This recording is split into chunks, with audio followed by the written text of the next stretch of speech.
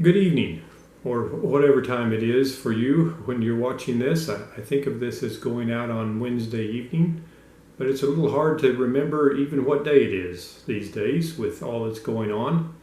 But I hope wherever you are and whatever time it is for you, that you are doing well, physically, emotionally, and especially spiritually. These are indeed challenging times, as we're all well aware. I hope you'll find this study challenging and also helpful, that it might be something that helps us see God in a little different light and maybe the circumstances we're going through, and that can be reassuring to us in some ways. I want us to be able to think outside the box a little bit, or maybe inside the box, depending on how you want to look at that perspective. One thing I'd like to say is that this is not a gloom and doom lesson, end of the world kind of thing.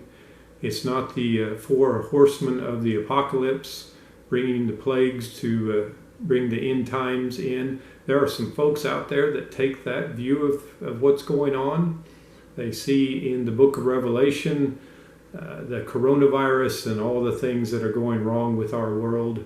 I'm not a fan of that view at all. I think if you'll just look at the book of Revelation and read the first dozen verses or so and the last dozen verses, it'll be very clear that what John was saying was to those churches in Asia in the first and second century to prepare them for the difficulties they were having. And then we learn some lessons from that as well. But this is not that. I also don't claim to be a prophet or to know anything more than anybody else out there does. In fact, I don't know as much as most. But I'd like you to consider something with me. Consider this question. Could it be that all that is going on in our world right now is an answer to our prayers? Now you might first think, you idiot, what in the world are you talking about? Word idiot, that was one of my mom's favorites. But ponder this. Think about what we have been praying for the last however many months. And when I say we, I don't mean just we at the Southwest Church of Christ or even the churches in America, the church really worldwide. How many times have you heard somebody, though, from our pulpit, from our services, pray something to the effect of, God, our world is a mess. Things are heading in a bad direction. Please do something to make it better. Please help people turn back to you. Help our leaders, help our society, help people around the world to see their need for you. What if God is responding to that prayer? Would that change our view of things? Would that make us feel differently about the circumstances? Well, I'd like you to take a walk with me through the book of Habakkuk, because I think Habakkuk very much addresses the situation that we're in. And maybe your eyes roll a little bit and you say, oh, the Old Testament again? Well, 2/3 to 3/4 of the Bible deals with the Old Testament, so yeah, I think that it has a lot to say to us. So if you're not a fan of that, indulge me, because I think maybe we can learn some things here this evening. The smart guys out there say that the book of Habakkuk was written about the mid part of the 7th century BC. Now, if you're like me, when I hear language like that, I have to start counting on my fingers, kind of. Well, let's see, 7th century, that's not the 700s, because the 0 to 99 is the 1st century, and what that winds up being is somewhere, let's say, between 650 and 620 BC. And in relation to that, knowing that in 606 BC, so a few years after Habakkuk writes, God is going to send Nebuchadnezzar, and he will ultimately destroy Jerusalem, take Daniel, Shadrach, Meshach, all those guys away, and eventually Jerusalem will pretty much cease to exist for 70 years, and Israel really won't be there much as a nation. God is going to judge them because of their wickedness. So in the book of Habakkuk, Habakkuk is praying to God, and God is going to answer him, but it's going to be a difficult answer.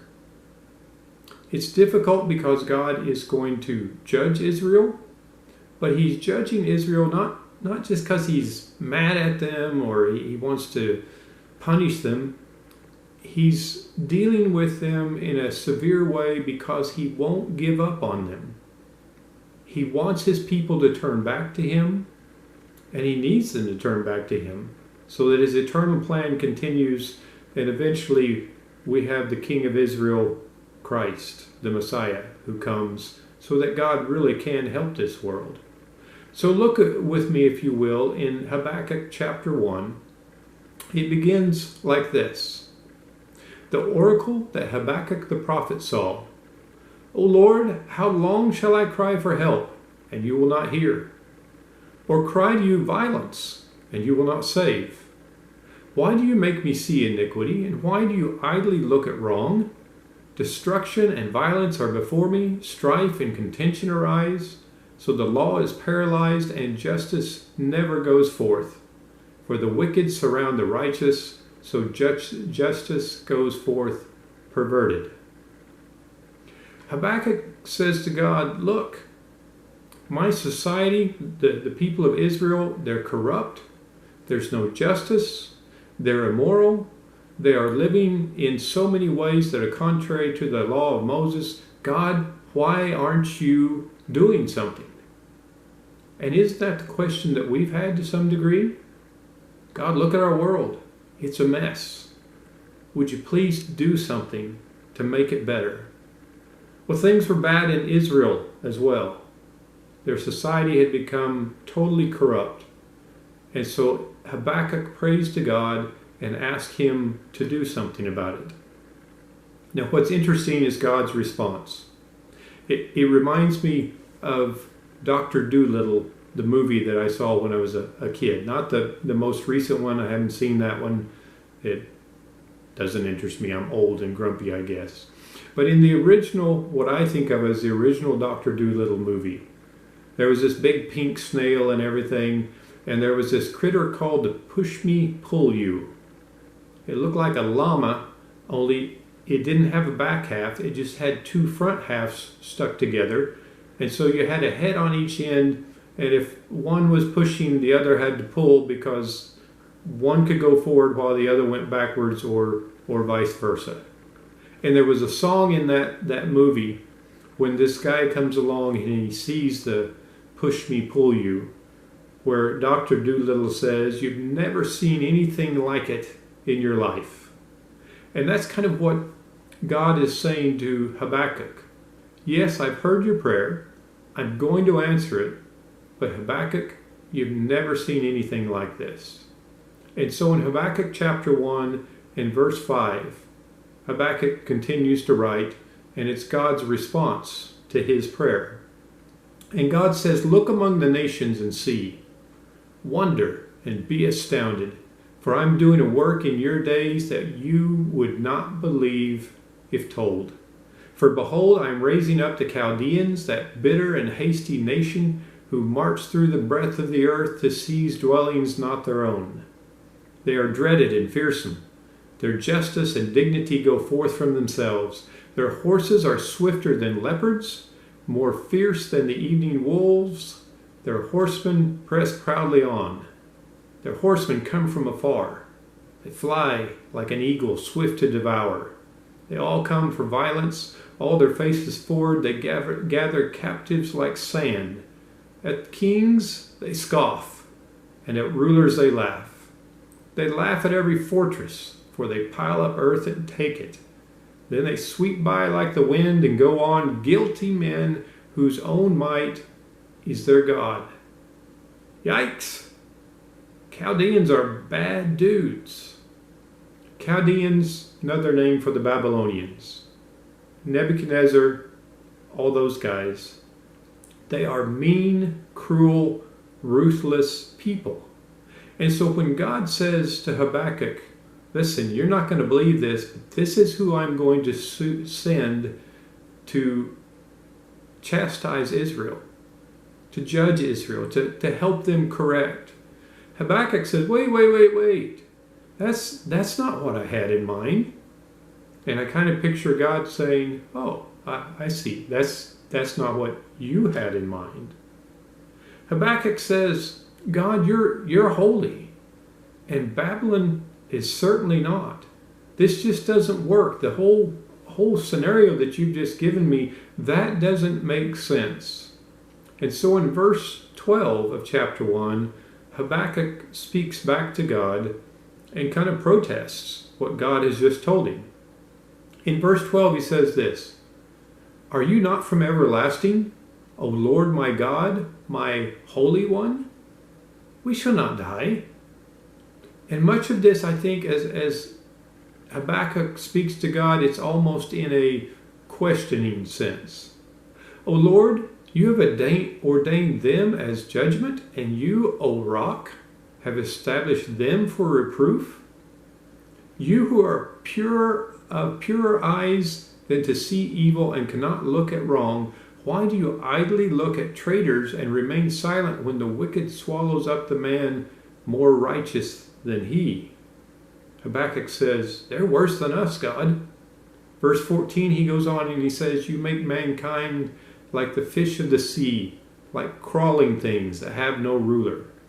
He," speaking of Babylon, "he brings up all of them with a hook. He drags them out with his net. He gathers them in his dragnet, so he rejoices and is glad. Therefore he, Babylon, sacrifices to his net and makes offerings to his dragnet.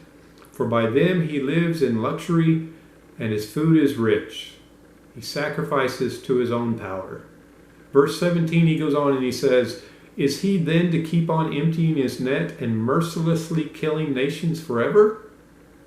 In chapter 2, verse 1, which really goes with this same section, Habakkuk says, "I will take my stand at my watchpost and station myself on the tower and look out to see what he will say to me and what I will answer concerning my complaint."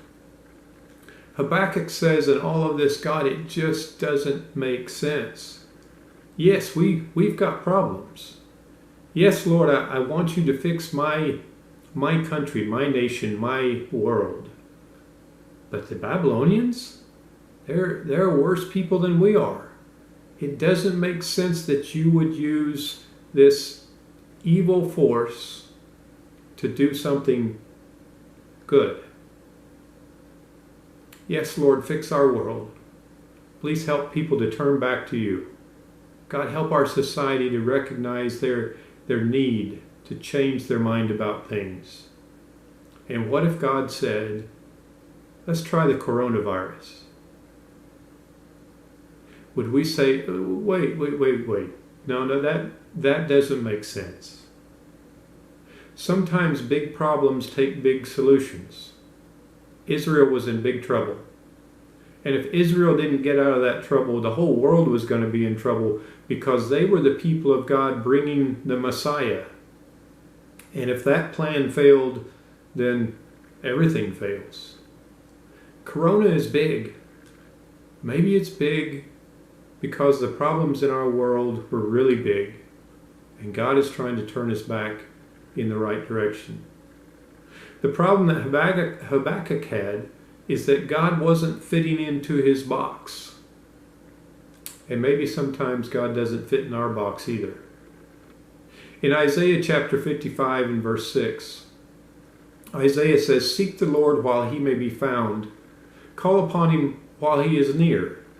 Let the wicked forsake his way, and the unrighteous man his thoughts. Let him return to the Lord, that he may have compassion on him, and to our God, for he will abundantly pardon." Isaiah is trying to get the people of Israel to turn back to God as well.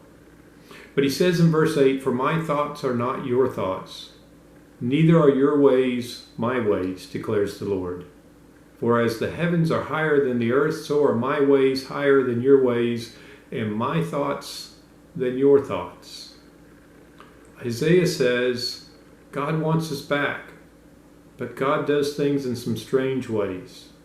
His thoughts are higher and nobler and bigger than anything that we can imagine.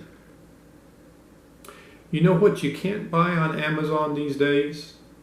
You can get nearly everything, but you can't buy God. And you know why? They don't have a box big enough. And you know what? We don't have a box big enough either.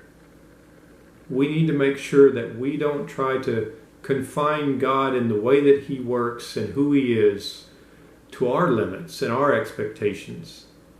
But instead, we broaden our horizons to see who God is and be part of what He's doing in this world. In chapter 2 of Habakkuk, God comes back to Habakkuk and He says, look, I'm going to judge Babylon too. You're right, they're wicked. But that doesn't stop me from using this evil force to accomplish what I need to accomplish. He says, I'll judge them too. I'll take care of them. And we're not going to read a whole lot of chapter 2. We're going to skip over most of that because the bulk of it deals with God's condemnation of Babylon's wickedness as well. But there are 2 verses that I'd like us to look at. The first one is in verse 14 of chapter 2. There it says, for the earth will be filled with the knowledge of the glory of the Lord as the waters cover the sea. That's God's objective. Whether it's blessing, cursing, judging, building up, whatever it is that He's doing, it is so that the earth will be covered with the knowledge of God and see His glory just like the waters cover the sea. He wants people to know Him because that's where our hope and that's where everything is. And so in verse 20 of chapter 2, as that chapter ends, it says, but the Lord is in His holy temple. Let all the earth keep silence before Him. That's what the world needs to be doing right now. We need to just be kind of quietly sitting and watching and realizing that God is at work in our world and keeping our eyes and ears open to what He would have us to learn and what He would have us to know. You remember in the story of Job, he knew that God was at the wheel. He knew that God was directing things. Sometimes I think we miss that in that story. Because Satan is such a prevalent figure there in the first couple of chapters, sometimes it looks like Satan is the one that's harming Job. But when Job speaks, he says, look, the Lord gives, the Lord takes away. Blessed be the name of the Lord. When he has questions, he questions God. When he is complaining about what seems to be unjust treatment, he complains to God. In all of that, he recognizes, even though there are bad things happening to him, ultimately, God is the one behind everything that's going on there. Job's real problem was, he just didn't understand. It didn't make sense to him. That was Habakkuk's problem as well. God, there's evil? You're gonna fix it with something more evil? Doesn't make sense here. So here's what's going on in the book of Habakkuk. God says, Habakkuk, I hear your prayer. I'm responding to it, but it's going to be ugly. But in all of that, he says, I've got this all worked out. Just trust me. The things that I'm doing for the good of all. So now we come to chapter 3. And Habakkuk kind of reflects on what God has said. And in a sense, he says, well, yes, you are an awesome, powerful, just God. And yes, you have been kind of doing great things all through history. And Habakkuk realizes that all that God is doing directs His judgments and His salvation and His care for His people. And that He is indeed a God who can be trusted and a God who works good. Now, chapter 3 is a little bit long to read, so we're not going to read all of that as well. I hope that you will read the whole book when we get through here. Maybe it's just 3 chapters long. But as we look at a few verses from chapter 3, listen to them and think, does that sound familiar? Is Habakkuk describing some other times in the Old Testament where God has worked in great ways? Or maybe does it sound familiar with our own current setting or maybe a little of both. In chapter 3, verse 2, Habakkuk says, O Lord, I have heard the report of you, and your work, O Lord, do I fear. In the midst of the years, revive it. In the midst of the years, make it known. In wrath, remember mercy. Then in verse 5, Habakkuk says, before him went pestilence, before God went pestilence, and plague followed at his heels. He stood and measured the earth. He looked and he shook the nations. And then if we go on down to verse 11 through 13, it says, the sun and moon stood still in their place, at the light of your arrows as they sped, at the flash of your glittering spear. You marched through the earth in fury. You threshed the nations in anger. You went out for the salvation of your people, for the salvation of your anointed. So there's this mix of judgment and salvation going on in all of this. Yes, God is this warrior that goes out and he judges the nations, but he does it for the salvation of his people. And so in all of this that God is doing with Israel, and perhaps with us as well, in all that he's doing, even though it is hard for Habakkuk to accept it, in a sense God is doing good, because he's achieving his eternal purpose in bringing the world back to him. And with Corona, would it be blasphemous to say in some way that God is working good? Again, I'm no prophet. I don't claim to have any great insight. But it seems to me there are a lot of parallels between what God is doing with Israel in the book of Habakkuk and maybe what's going on in our day. And somebody would say, well, great, this is really cheering me up. Doesn't sound so promising, does it? Judgment, bad times, disease, captivity for the Israelites. Well, Habakkuk didn't think it was very encouraging either. But hang in there with me, because we're getting to the good part. We're almost there. But before we get there, look at Habakkuk's response to all that he's learned as he's prayed to God, asked for God to do something, and then in God's response, Habakkuk says, that's not what I wanted. But God says, it's all right. I'm in this. I'm doing this. It will achieve what needs to be achieved. So in Habakkuk chapter 3 and verse 16, Habakkuk says, I hear, and my body trembles. My lips quiver at the sound. Rottenness enters into my bones. My legs tremble beneath me. Yet I will quietly wait for the day of trouble to come upon people who invade us. Oh, well, that's great. Habakkuk says, this is tearing me up inside, so I'll just sit here and wait. I'll trust that God is ultimately going to judge Babylon, that God's ultimately going to work it all out. But you see Habakkuk just kind of weak in the knees and sitting down and saying, there's nothing I can do about this. But then he sings.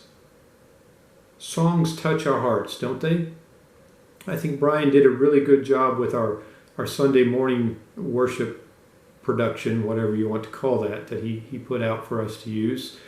A really good job putting songs in there that lifted us up and encouraged us. Well, here's Habakkuk's song. And it starts out a little depressing as well, but again, hang with me. We're getting to the good part now.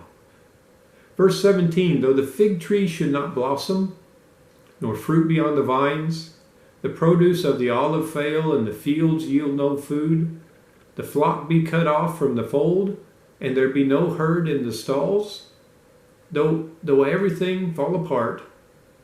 But verse 18, he says, yet I will rejoice in the Lord. I will take joy in the God of my salvation. God the Lord is my strength. He makes my feet like the deer's. He makes me tread on my high places. Habakkuk makes a list of all those things that provide joy and a sense of security. Not really security, but a sense of security. The fig trees, the olives, the sheep and the cattle, all the things flourishing and doing well that gives Israel a sense of goodness and joy and happiness and security. What if you were writing the song?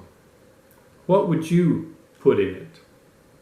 Though my retirement funds be cut in half, though I can't be with friends, though I'm nervous about even going to the store and buying groceries, though all my plans for you fill in the blank have been messed up, though I can't hug or be hugged, though I might lose my job, my health, whatever else, though the supply of toilet paper should actually run out, though all those things and 100 more, you put in yours, though those things go away, Habakkuk says, yet I will rejoice in the Lord. I will take joy in the God of my salvation. God, the Lord, is my strength. None of those things. He makes my feet like the deer's. He makes me tread on my high places. Well, how can Habakkuk say that? Why can he end his little song that way? It's because he knows that God is in this. He knows that God is the one that's controlling things. And therefore, in some way, what is going on, even though it is in some ways bleak and certainly difficult, it's good. Is that okay?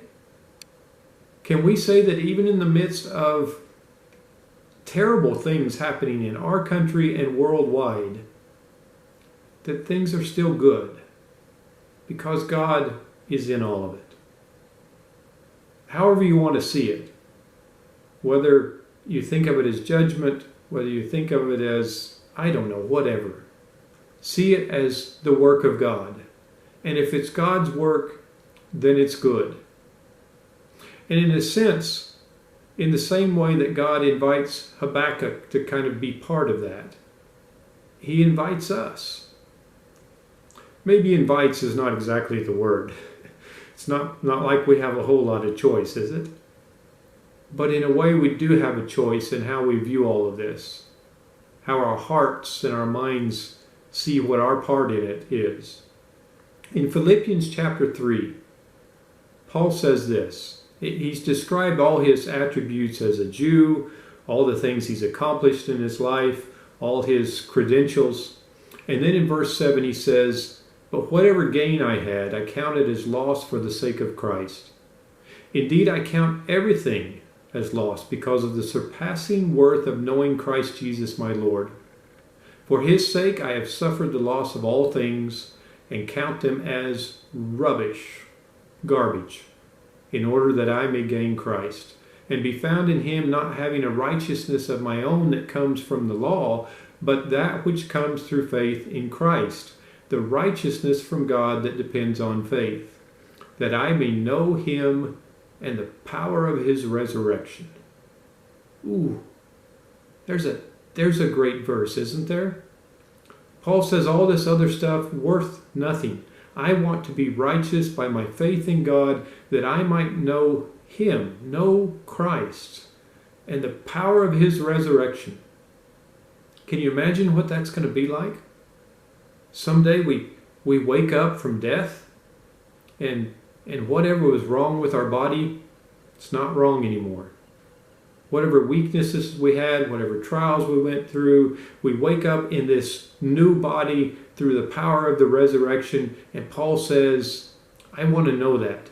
I'll throw everything out the door in order to know that. But then he goes on and he says, that I may know him in the power of his resurrection, and may share his sufferings, becoming like him in his death, that by any means possible I may attain the resurrection from the dead. Paul says, I recognize this road to this resurrection and the power that it gives me. That's a road of suffering sometimes, and certainly it was for Paul. And why should it be any different for us? Think about it.